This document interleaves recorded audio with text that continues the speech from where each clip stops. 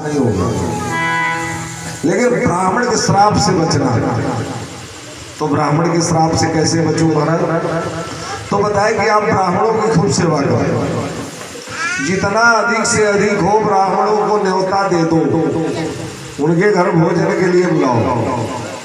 लेकिन भोजन मैं बनाऊंगा, किसी के घर जाता नहीं हूँ, लेकिन तुम्हारे घर आऊंगा राजा, तुमसे मेरा बहुत प्रेम है, मैं तुम्हारे ऊपर हित के बेस में आऊंगा।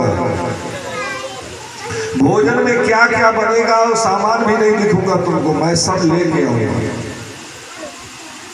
हजारों ब्राह्मणों को न्योता दे दो, मैं भोजन बनाऊंगा और उस भोजन को तुम परोस के ब्राह्मणों को खिलाओ, उससे ब्राह्मण लोग आशीर्वाद देंगे और तुम्हारा नाश कभी नहीं होगा। प्रताप भान ने कहा, प्रताप भानु अपने महल में चले गए। एक दिन ये कपटी मुनि धीरे से गया और राजा के उपरहित का वेश धारण करके उपरहित को मार डाला।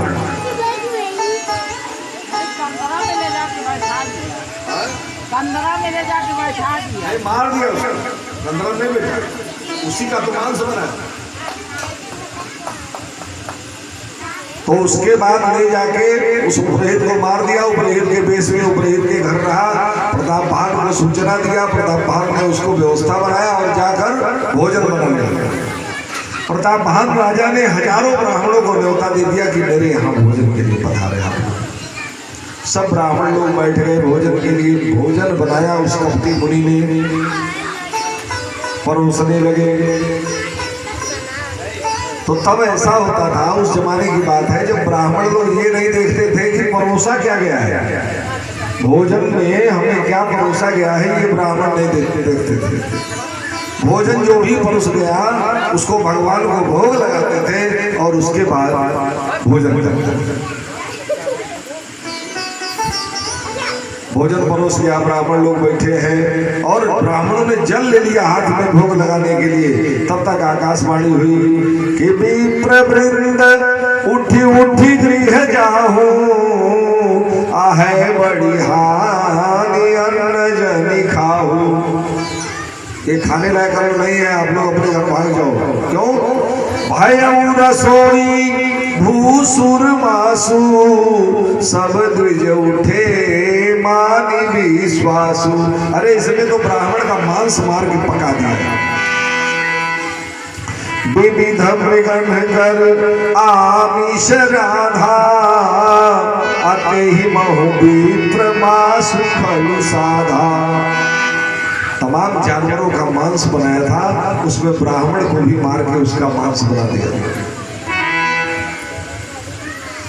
ब्राह्मण लोग त्राहिमाम त्राहिमाम करके भगे और श्राप दे दिया कि जाय निशाचर हो तुम, मूढ़ सहित परिवार। अपने परिवार सहित जाके राक्षस हो। वो प्रताप भानु राजा जो था वो रावण हुआ, इसका भाई अरिमर्दन कुंभकर्ण हुआ और धर्मरुचि इसका सचिव था, वो विभीषण हुआ। दूसरी एक और कथा है, कल्प कल्पांतर की कथाएं हैं। भोले बाबा पार्वती मैया को कथा सुना रहे हैं और कथा सुनाते सुनाते पार्वती मैया से कह दिया कि नारद श्राप दीन है एक बारा। पार्वती मैया से कहा कि भगवान को नारद जी ने एक दिन श्राप दे दिया। पार्वती मैया, नारद जी तो हमेशा नारायण नारायण करते हैं, भगवान को श्राप क्यों दे दिया? कारण कवन श्राप मुनि दीन्हा, अकाय अपराध रमापति कीन्हा। भगवान ने क्या अपराध बताया? तो भोलेनाथ ने विस्तार से कथा बताया, लेकिन मैं संक्षेप में बता रहा हूं, टाइम नहीं। एक बार नारद जी ने बहुत तपस्या किया, उस तपस्या से परेशान होकर इंद्र ने तमाम अप्सराओं को भेजा, लेकिन इंद्र अपने तपस्या में सफल हो गए, उन अप्सराओं का कोई असर नहीं। इस बात का नारद जी को अभिमान था। नारद जी पहुंच गए शिव जी के पास और शिव जी से कहा कि मैंने तो काम को जीत लिया, भोले बाबा ने बताया कि नारद मुझसे तो बता दिया, कहीं नारायण से जाकर मत बता। लेकिन उनको क्या, उनको तो ये जो सर्टिफिकेट मिला था सबको दिखाना था। नारद जी पहुंच गए विष्णु लोक में और विष्णु भगवान से बताया कि जीता काम हमित जग माही, हे प्रभु मैंने कामदेव को जीत लिया, अब इस संसार में हमसे बड़ा कोई नहीं है। भगवान ने सोचा इसके अंदर तो भाई अहंकार हो गया और अभी पौधा छोटा है, उखाड़ दिया तो ठीक है, नहीं बहुत बड़ा हो जाएगा तो फिर गड़बड़ हो जाएगा। नारद जी से भगवान ने खूब चिकनी चिपड़ी बात बताई कि अरे नारद तुम्हारे जैसा कोई जोगी नहीं है, ज्ञानी नहीं है, तुम काम को जीत ही लोगे, और कौन है तुम्हारे जो। नारद जी मारे अभिमान के वहां से चले। रास्ते में एक नया नगर भगवान ने माया का बनाया। उस नगर में शीलनिधि राजा है, उनकी बिटिया है विश्वमोहिनी।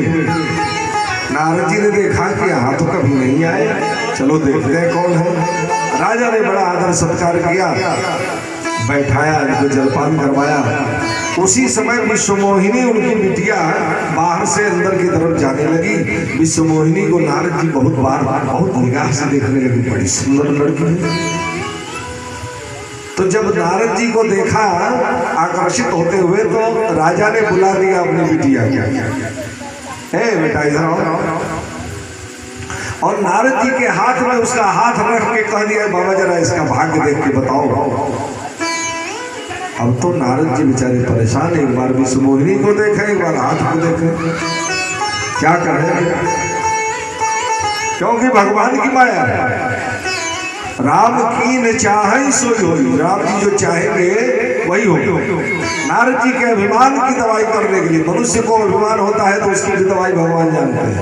अगले ही पल एकदम अर्श से फर्श पे आते देर नहीं लगते। नारद जी बहुत बार निहार रहे, देख रहे हैं। तो राजा ने कहा कि महाराज बताइए, आप बताए नहीं। कहा देख रहा हूँ भाई, गंभीर है, पतली रेखा भी देख रहा हूँ। अच्छा महाराज बताइए। तो बताया कि जो यह बरई अमर सोई होई, यह जिसका वर्ण करेगी वो अमर हो जाएगा। नारद जी ने बताया सही, लेकिन अर्थ सही नहीं समझ पाया। उसका अर्थ ये था कि ये उसी का वर्ण करेगी जो अमर होगा, और नारद जी उसका अर्थ लगा गए कि यह जिसका वर्ण करेगी वही अमर हो जाएगा। किसी तरह से उसका हाल चाल, उसका भविष्य बता के नारद जी वहां से चले। जब जाने लगे तो राजा ने बताया कि नारद जी परसों इसी बिटिया का स्वयंवर है। उस समय लड़कियों को अधिकार था कि वो स्वयं वर्ण करें। स्वयंवर माने अपने आप जिसको चाहे उसको अपना पति बना ले। तो स्वयंवर है परसों। अब तो नारद जी किसी तरह से वहां से और सोचा कि जो सुंदर होगा उसी का ही वर्ण करेगी। तो सुंदर भगवान नारायण से सुंदर कोई इस धरती पर, इस चराचर जगत में नहीं है, ब्रह्मांड में नहीं है। तो हरि सन मांगहु सुंदरताई, क्योंकि एक बार भगवान ने कहा था कि तुम्हारे लिए नारद मैं कुछ भी कर सकता हूँ। तो चल के आज विष्णु भगवान से उनकी सुंदरता मांग लेता हूँ और परसों आके और स्वयंवर में इससे विवाह कर लेता। जब तब कछु न होई तेहि काला, हे विधि मिलई कवन विधि बाला।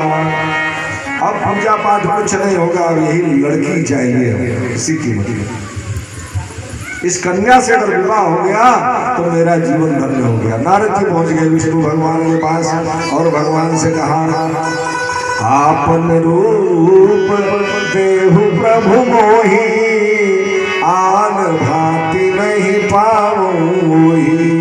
भगवान ने कहा कि नारद तुम जाओ, जिस प्रकार तुम्हारा कल्याण होगा मैं वही करूंगा। जेहि विधि होई परम हित, नारद सुनहु तुम्हार, सो मैं कर विनयान कछु, बचन न मृषा हमार। नारद जी को भेज दिया। स्वयंवर की व्यवस्था चालू हो गई और नारद जी स्वयंवर में जाकर बैठे। नारद जी को बंदर का मुंह दिया भगवान, लेकिन वो बंदर का मुंह खाली वह विश्वमोहिनी कन्या को ही दिखाई देता था और किसी को नहीं दिखाई देता। नारद जी जहां बैठे थे वहीं शंकर भगवान के दो ठो रुद्रगण जाके बैठे, उनको भी दिखाई दे रहा था कि ये बंदर का रूप देखे। विश्वमोहिनी मंच पे आई जयमाल लेके। जयमाल किसको पहनावे?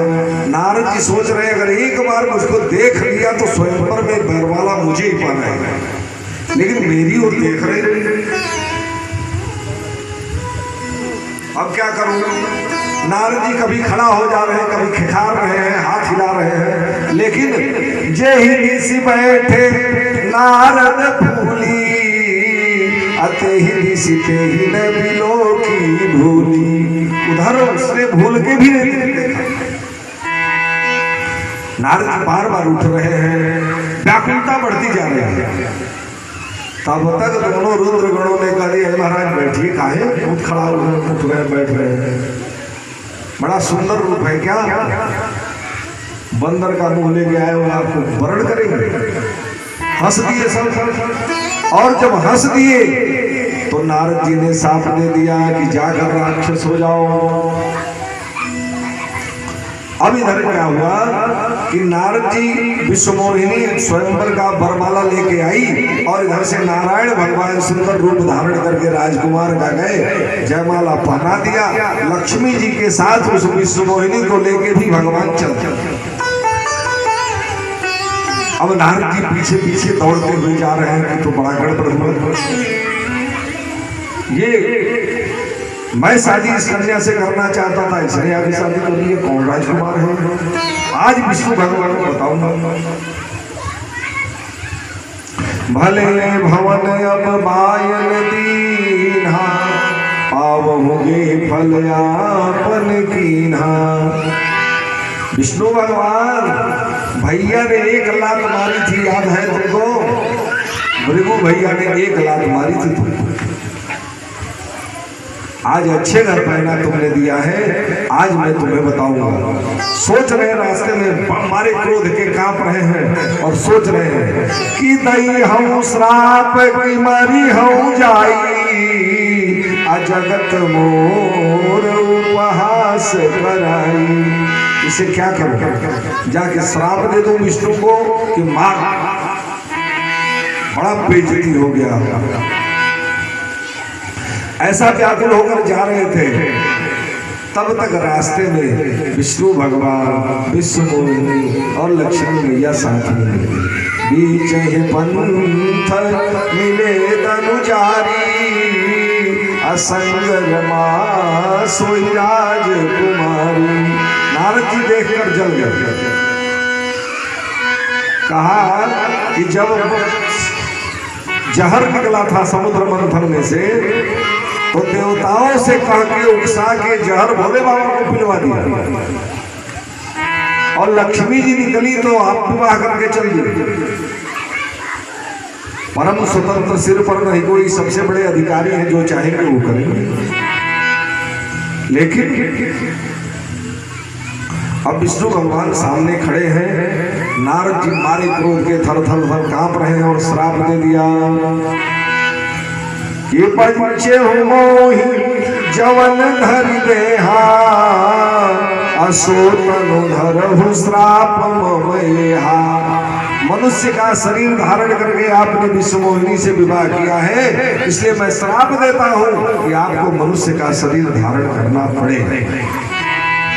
दूसरा श्राप, कपि आकृति तुम कीनी हमारी, अकरी है ईश सहाय तुम्हारी। बंदर का रूप बनाया था ना, यही बंदर तुम्हारी सहायता करेंगे। और जिस तरह से मैं स्त्री के वियोग में व्याकुल हो रहा हूँ, उसी तरह से नार गिरा तुम होव दुखारी। इसलिए स्त्री के वियोग में आपको भी दुख सहना पड़ेगा। भगवान ने हाथ जोड़कर स्वीकार कर लिया इनका श्राप। तब तक जब माया भगवान ने काटा तो नारद जी गिर पड़े पैरों में। कहा प्रभु मुझसे बहुत गलती हो गई, मृषा हो मम श्राप कृपाला, हमारा मैंने जो श्राप दिया वो सब झूठा हो जाए। भगवान ने कहा नहीं नारद, मम इच्छा का दीन दयाला, ये मेरी इच्छा थी कि तुम श्राप दो, अपनी मर्जी से श्राप थोड़े दिए, ये मेरी इच्छा थी तुम श्राप दो और मैं तुम्हारे श्राप को नारद सही साबित करूंगा। नारद जी ने कहा बहुत घबराहट हो रही है, क्या करूं? नारद जी ने नारायण से कहा कि मुझे बहुत घबराहट हो रही है, शांति नहीं मिल रही है। तो भगवान ने कहा कि जब हो जाए शंकर सतनामा, आहो हृदय तुरंत विश्रामा। नारद शांति से एकांत में कहीं बैठ जाओ, ओम नमः शिवाय का जप करो, तुम्हारे हृदय में शांति मिल जाएगी। अब ये दो कथा, तीन कथाएं हैं रावण और कुंभकर्ण के जन्म। आगे रावण और कुंभकर्ण का जब जन्म हुआ, विभीषण जी का भी जन्म हुआ, तो तीनों लोगों ने बहुत तपस्या किया। उस तपस्या में ब्रह्मा जी जब प्रकट हो गए तो वरदान मांगने के लिए कहा। तो रावण ने कहा कि हम काहू के मरही न मारे, अबानर मनुज जाति दो मारे, हम किसी के मारने से मरे नहीं, खाली बानर और मनुष्य को छोड़। ऐसा क्यों कहा कि बानर और मनुष्य तो हमसे लड़ ही नहीं सकते, इसलिए बानर मनुष्य को छोड़ के हम किसी से न मरे। कुंभकर्ण के पास गया, ब्रह्मा जी गए, कुंभकर्ण ने कहा इंद्रासन चाहिए।